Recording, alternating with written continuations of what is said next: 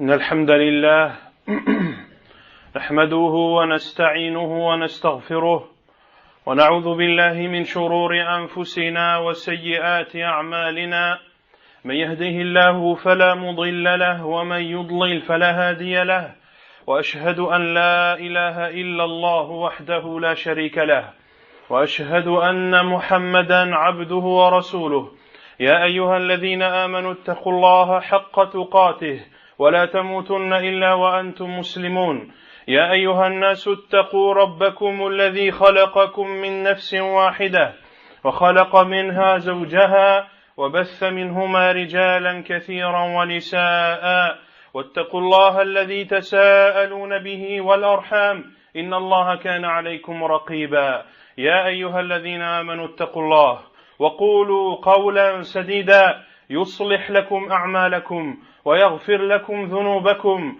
ومن يطع الله ورسوله فقد فاز فوزا عظيما أما بعد فإن أصدق الحديث كتاب الله تعالى وخير الهدي هدي محمد صلى الله عليه وسلم وشر الأمور محدثاتها وكل محدثة بدعة وكل بدعة ضلالة وكل ضلالة في النار أما بعد أيها المسلمون والمسلمات رب الإسلام هذه الأمة على كل خير أباح لهم كل نافع وحرم عليهم كل ضار فكل أمر تحقق ضرره وغلب شره وبلاؤه فدين الإسلام حمى المجتمع منه فحرمه عليهم حماية لهم أوجب الإسلام على المسلم المحافظة على نفسه وحرم عليه التعدي عليها قال الله تعالى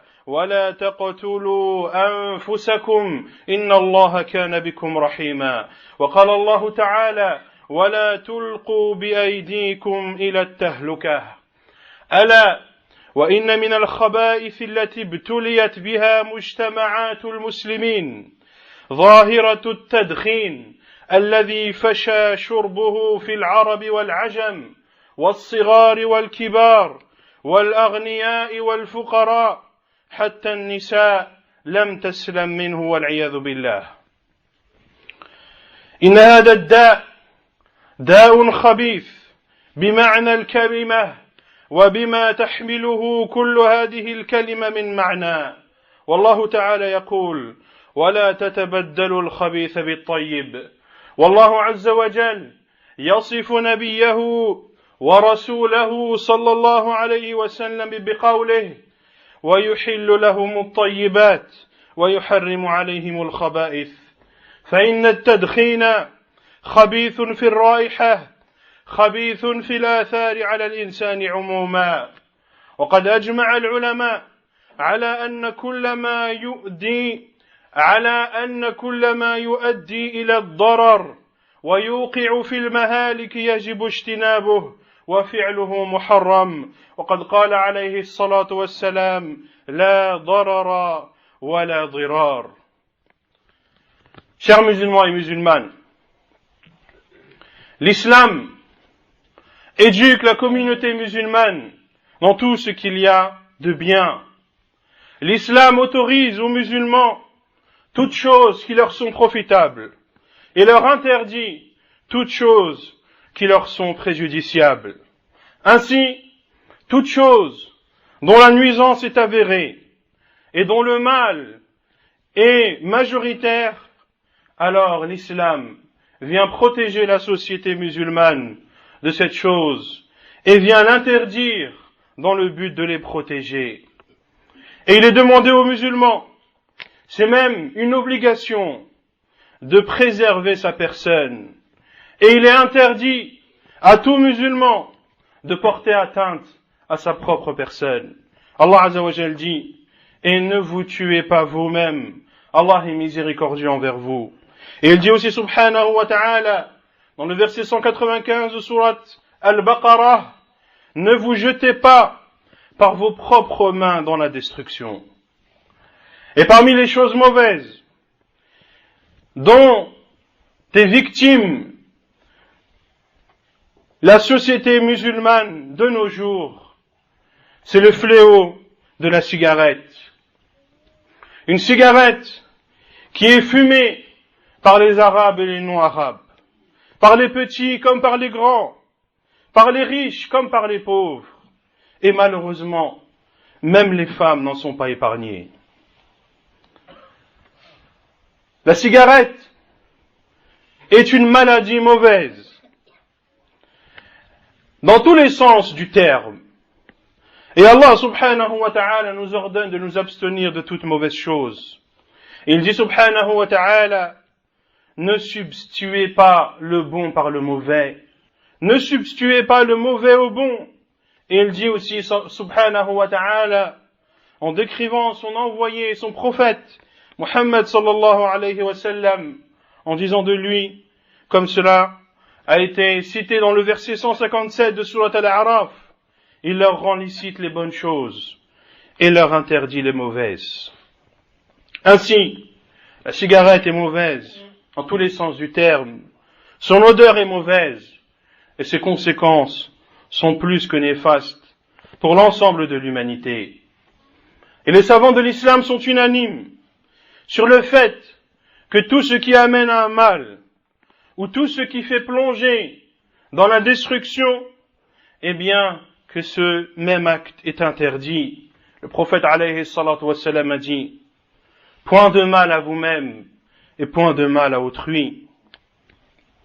وإن المبتلى بداء التدخين هو يحكم على نفسه في باطن أمره أنه في خطر وبلاء وأنه واقع في شر عظيم حينما يضع هذه السجارة بين أصبعيه.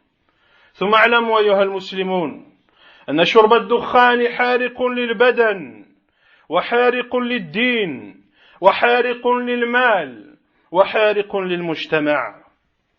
أما ضرره على البدن فقد أثبت الأطباء وأعلنوا مرارا وتكرارا أن التدخين مضر بالبدن وأنه يقتل ما يقارب 3 ملايين من البشر في كل عام، وهو سبب رئيسي للإصابة بعدة أمراض منها سرطان الرئة وسرطان الحنجرة وضيق التنفس وزيادة سرعة ضربات القلب وارتفاع ضغط الدم وفقدان الشهية وضعف الأبصار وغير ذلك من الأمراض الأخرى. ولا يسع العاقل وهو يسمع أن واحدا فقط من هذه الأمراض سببه التدخين إلا أن يعزم على تركه ويقلع عنه بالكلية. أما ضرره على الدين فإن الله جل وعلا قال إنما يريد الشيطان أن يوقع بينكم العداوة والبغضاء في الخمر والميسر ويصدكم عن ذكر الله وعن الصلاة فهل أنتم منتهون. ذكر الله عز وجل أن من أسباب تحريم الخمر والميسر الصد عن الذكر وعن الصلاة، وهذه العلة تتحقق في الدخان، فإن شاربه في العادة يهرب عن حلق الذكر والقراءة ويألف اللهو والباطل عادة، وهو غالبا السبب الرئيسي لبعد المدخنين عن حضور المساجد إلا من شاء الله، وهكذا سائر العبادات. وكذلك فإن الدخان يدعو متعاطيه إلى مخالطة الأشرار والسفهاء والابتعاد عن الأخيار، فهذا يكون سببا لما هو أكبر منه وهو تعاطي المخدرات، نسأل الله السلامة. وإن هذا التدخين يثقل عليك الطاعة فيه فلا تألفها ولا سيما الصيام، فيستثقل الصيام ويسأم منه ويمل منه. فاتق الله أيها المسلم وتدارك نفسك في هذه الدنيا، فإن هذا البلاء يثقل عليك الطاعة ويجعلك متعلقا به. Celui qui est éprouvé par cette maladie de la cigarette vous avouera lui-même et admettra qu'il est dans une situation dangereuse et qu'il est atteint d'un mal immense. Sachez également, chers musulmans et musulmanes, que de fumer la cigarette brûle le corps, brûle la religion, brûle les biens et brûle la société. Et si une seule de ces nuisances était prise en compte, elle serait suffisante pour délaisser cette chose ignoble. Quant à la nuisance de la cigarette sur le corps humain, les médecins de toutes parts ont à plusieurs reprises proclamé et crié que la cigarette était une nuisance pour le corps humain et qu'à cause de cette cigarette, plus de 3 millions, voire 4 millions selon d'autres estimations, 4 millions de personnes qui en meurent chaque année. Cela revient à plus de 11 000 personnes par jour qui décèdent à cause de cette chose ignoble. Et la cigarette est la cause essentielle du cancer des poumons, du cancer du larynx, des difficultés respiratoires, de l'accélération du rythme cardiaque, de l'élévation de la tension artérielle, du fait de ne plus avoir goût aux aliments, de ne plus avoir la sensation de la faim, d'avoir une diminution de la vue, et bien d'autres maladies, qui sont la conséquence de la consommation de la cigarette. Quant à la nuisance de la cigarette sur la religion, Allah subhanahu wa ta'ala a dit dans son noble livre, selon le sens, le diable ne veut que jeter parmi vous à travers le vin et le jeu d'hasard, l'inimitié et la haine, et vous détourner d'invoquer Allah et de la prière. Allez-vous donc y mettre fin? Allah Azza wa Jal a cité parmi les causes de l'interdiction de la consommation du vin et de la pratique des jeux de hasard que ces deux choses éloignent et détournent du rappel d'Allah et de la prière. Et nul doute que celui qui fume la cigarette, eh bien, la plupart du temps, il se détourne des assises de religion, des assises de rappel, et il est plus attiré par les jeux futiles. Et également, le fait de fumer la cigarette est l'une des causes majeures qui détourne le musulman d'assister à la prière à la mosquée, sauf ceux qu'Allah Azza wa Jal a épargnés. Et ainsi, il en est de même pour les autres adorations, comme le jeûne. Celui qui fume la cigarette, eh bien le jeûne est pour lui presque un supplice. La dernière chose qu'il consomme avant d'entamer son jeûne, c'est la cigarette. Et la première chose avec laquelle il rompt son jeûne, wal-iyadhu billah, c'est la cigarette. Et parmi les conséquences néfastes de la cigarette, qui ont un impact direct sur la religion du musulman, c'est le fait que de fumer la cigarette va faire en sorte que tu vas côtoyer des personnes viles et stupides, et que tu vas t'éloigner des personnes nobles et respectables. Et ceci, c'est-à-dire le fait de se rapprocher et de côtoyer des personnes mauvaises, des personnes qui ne craignent pas Allah subhanahu wa ta'ala, cela t'amènera à consommer des produits stupéfiants, comme de fumer le cannabis, ou voire même de consommer des drogues dangereuses, wal-iyadhu billah. Et combien de consommateurs de cannabis ont tout d'abord commencé par fumer la cigarette? وأما ضرره على المال فاسأل من يتعاطاه كم ينفق فيه من اليوروات وقد يكون فقيرا ليس عنده قوت يومه وليلته ومع هذا فهو يقدم الدخان على شراء غيره من الضروريات ولو ركبته الديون الكثيرة، فهو ضرر محض وإنفاق للمال في الباطل والتبذير. والله عز وجل يقول: إن المبذرين كانوا إخوان الشياطين وكان الشيطان لربه كفورا. ومن الأمور التي نهى عنها النبي عليه الصلاة والسلام نهى عن إضاعة المال. وأما ضرر شرب الدخان على المجتمع فإن شارب الدخان يسيء إلى مجتمعه ويسيء إلى كل من جالسه وصاحبه، بحيث ينفخ الدخان في وجوه الناس وينخنق أنفاسهم ويضايقهم برائحته الكريهة حتى يفسد الجو من حولهم،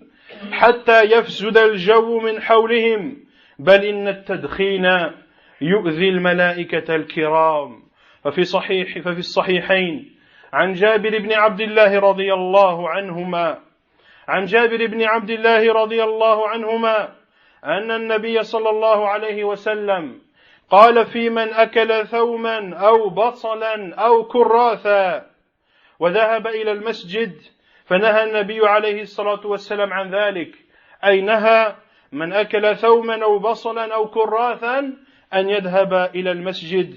والسبب في ذلك ما قال عليه الصلاة والسلام: إن الملائكة تتأذى مما يتأذى منه بنو آدم. وهذا في الأشياء المباحة، فكيف بالداء الخبيث الضار. Et parmi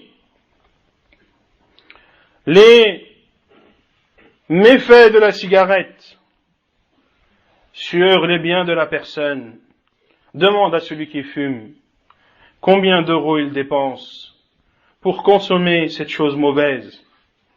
Il peut même être un pauvre qui n'a même pas de quoi se nourrir, mais il préfère fumer sa cigarette que d'acheter des choses qui sont essentielles pour lui. Ainsi, de consommer la cigarette est un mal dans tous les sens du terme. Et celui qui achète des cigarettes a alors gaspillé son argent dans le faux. Et Allah Azza wa Jalla met en garde contre le gaspillage et contre les gaspilleurs. Il a dit subhanahu wa ta'ala: les gaspilleurs sont les frères des diables. Et le diable est très ingrat envers son Seigneur. Et le prophète alayhi salatu wassalam, parmi les choses qu'il a interdites, c'est de dépenser futilement son argent. Quant aux méfaits de la cigarette sur la société, celui qui fume porte atteinte aux autres. Il porte atteinte à ceux qui sont assis à proximité de lui ou à ses amis. Et le fait de fumer, il empeste l'air et empêche les gens de respirer correctement. Et celui qui fume porte atteinte aux anges. Il est rapporté dans les deux sahih de Bukhari et Muslim, selon Jabir ibn Abdillah radiyallahu anhu. Il a dit que le prophète alayhi salatu wassalam a dit concernant celui qui a mangé de l'ail, des oignons ou du poireau, qu'il ne se rende pas à la mosquée. Et la cause est, car ce qui nuit au fils d'Adam nuit également aux anges.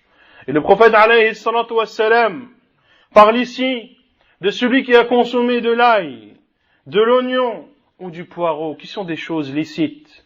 Que dire alors de celui qui porte atteinte aux musulmans en commettant des choses interdites, wal-iyadu billah. ويا من بليت بهذا الداء حاول البعد عنه واستعن بالله ثم إياك وأن يكون تعاطيك له أمام أطفالك ذكورا وإناثا. إياك أن تتعاطاه أمام الأولاد فربما نشأوا يألفون هذا البلاء ويطمئنون إليه لما يروا من إدمانك عليه. ولا تجمع أيها المسلم بين سوءك والإساءة إلى أهل بيتك. Ô toi qui es éprouvé par cette maladie, mets en œuvre tout ce qu'il y a en ta possibilité pour t'éloigner de cette cigarette. Et demande l'aide d'Allah subhanahu wa ta'ala. Demande l'aide d'Allah subhanahu wa ta'ala pour vaincre cette maladie. Et prends garde à ne pas fumer devant les membres de ta famille. Prends garde à ne pas fumer devant tes enfants, que ce soit les garçons comme les filles. Car de fumer la cigarette devant tes enfants, cela va faire en sorte qu'ils vont être habitués à cette cigarette et qu'ils ne la condamneront plus ni avec leurs paroles, ni avec leur cœur. Et ne rassemble pas aux musulmans entre ton mal et le fait de nuire à ta famille. أقول قولي هذا واستغفر الله.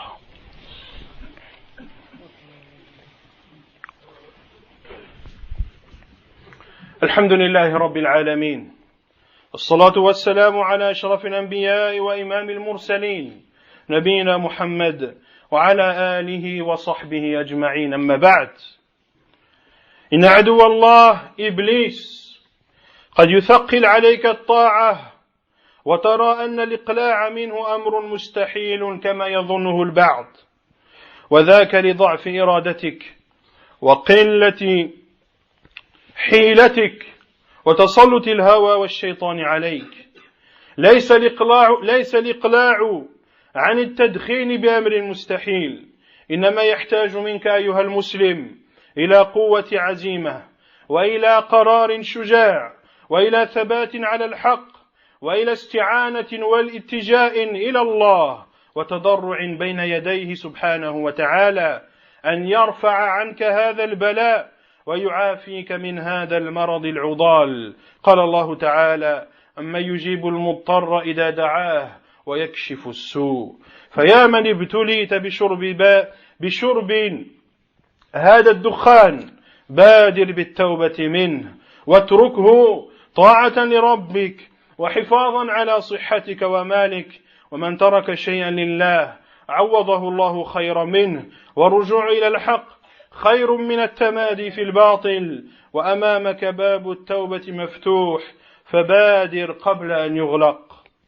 Sache que l'ennemi d'Allah, Iblis, fait en sorte de rendre les adorations d'Allah difficiles. Et le diable est là pour faire croire à celui qui est victime de ce fléau que d'arrêter de fumer est une chose impossible.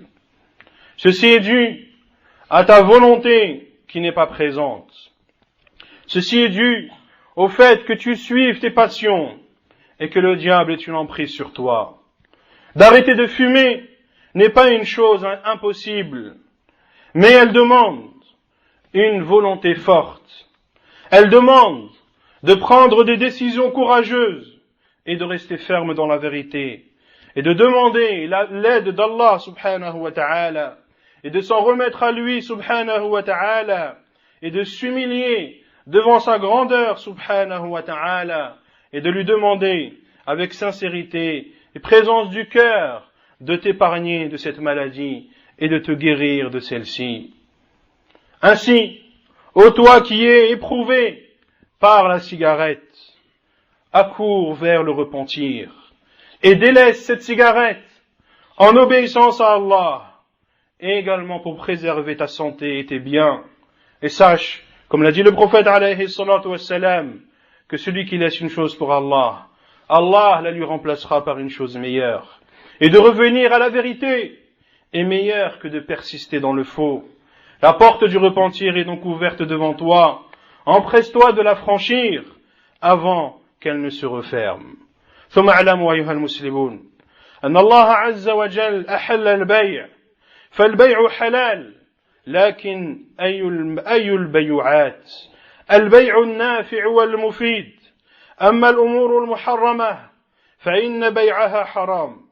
فالتدخين الذي ثبت ضرره وتحقق لكل ذي عقل مفاسده وأضراره ليعلم المسلم أنه حرام، وليعلم المسلم أن بيع الدخان حرام، وليعلم المسلم أن الاتجار فيه حرام، وأن مورده وبائعه ومروجه كل أولئك آثمون وأن مكاسبه مكاسب خبيثة مكاسب سيئة مكاسب لا خير فيها ممحوقة البركة مكاسب تعين صاحبها على المعاصي وتثقل عليه الإنفاق في طاعته فاحذر أيها المسلم أن تكون موردا له مروجا له بايعا له مشاركا معينا موظفا في أي شركة تروجه فليعلم المسلم أن المشاركة فيه بأي صفة من الصفات كل ذلك حرام لأن الله عز وجل يقول وتعاونوا على البر والتقوى ولا تعاونوا على الإثم والعدوان واتقوا الله إن الله شديد العقاب. Et sachez qu'Allah subhanahu wa ta'ala a rendu licite le commerce. Mais de quel commerce il est question? C'est le commerce bénéfique. C'est le commerce qui est profitable à la société. Quant au fait de vendre des choses interdites, cela est interdit.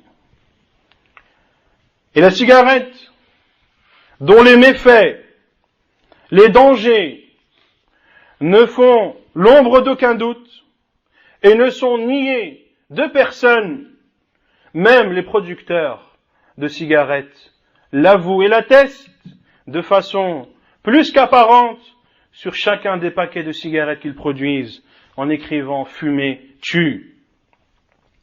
Eh bien, que chaque musulman sache que de vendre des cigarettes est interdit, que de distribuer les cigarettes est interdit, de fabriquer des cigarettes est interdit. Et tous, parmi les fabricants, parmi les vendeurs, parmi les distributeurs, ils ont tous un péché auquel ils devront rendre compte devant Allah subhanahu wa ta'ala.